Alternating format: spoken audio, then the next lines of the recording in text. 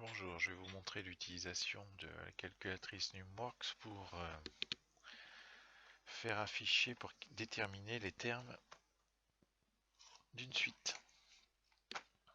Donc pour ça, vous allez dans le menu suite tout simplement.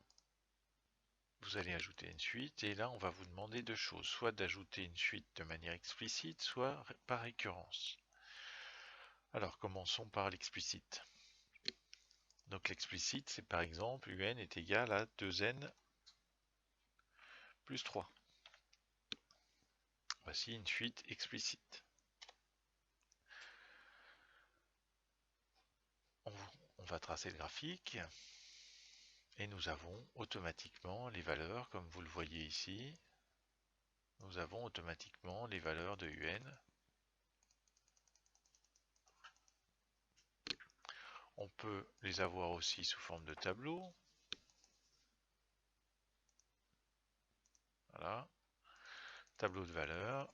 Si je veux avoir une valeur particulière, eh bien, je clique ici et je change la valeur. Je mets par exemple 52.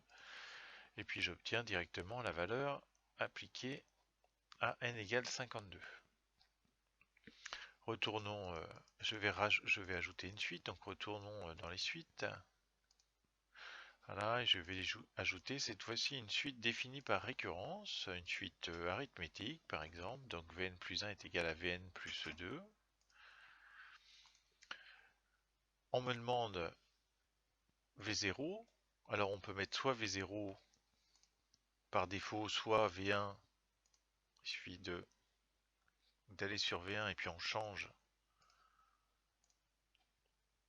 Voilà, par exemple, j'ai mis V1, donc je reviens à V0, qui est par défaut, et ça revient au même.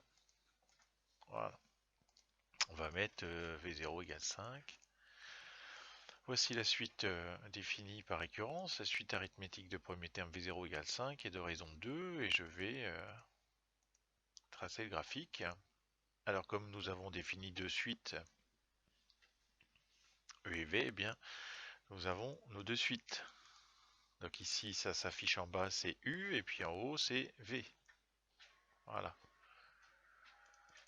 Donc pour changer de l'une à l'autre, j'utilise les flèches haut et bas. Et puis pour aller à gauche ou à droite, pour faire varier n, eh bien j'utilise les flèches gauche et droite. Je peux aussi faire afficher le graphique, le tableau, pardon. Donc nous avons les deux suites, évidemment. Voilà. Si je veux faire afficher,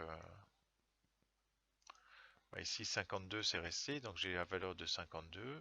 Si je veux afficher la valeur de 58, eh bien je procède de la même façon et la machine le fait en direct. Voilà, c'est tout pour l'utilisation de la Numworks.